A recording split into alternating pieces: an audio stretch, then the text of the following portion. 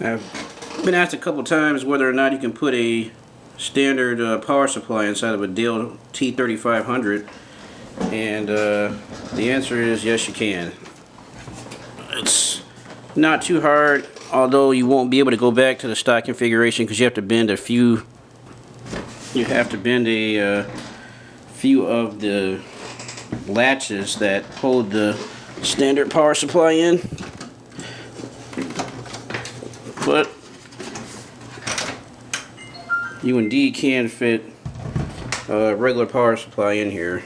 I used a Corsair RM850, which exceeds all the power requirements that the stock power supply had, except for the standby power, which is a little bit low, but I don't leave my computer in standby and I haven't had any problems so far.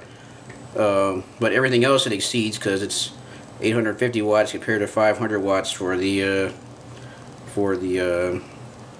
stock one, and pretty much on every rail it has enough amperage for it. So powers my computer no problem. I got a 950 in there right now, but I really put this in there for so I can put a 980 in there later on. I'm only going to run one card, so shouldn't have a problem with that. Might have a problem with the length, but the power supply, no problem, turns on every time, never had a problem with it.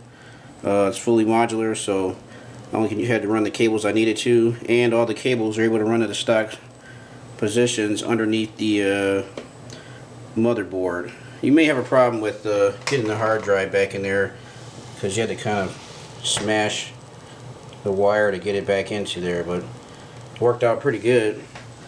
So I haven't had a problem out of it yet. So I used a Corsair RM850.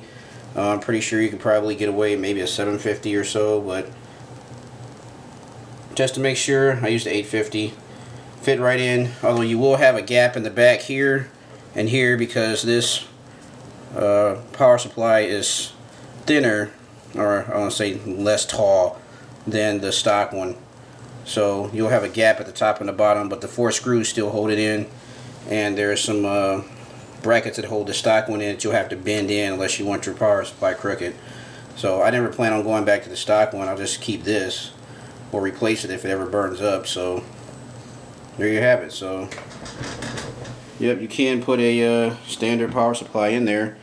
Doesn't take much work either. Pretty much had it done in about half hour. So run your wires back underneath your motherboard, and you'll be good to go. You will have to get rid of the stock wiring harness, but all your SATA cables and everything else will fit. So happy gaming.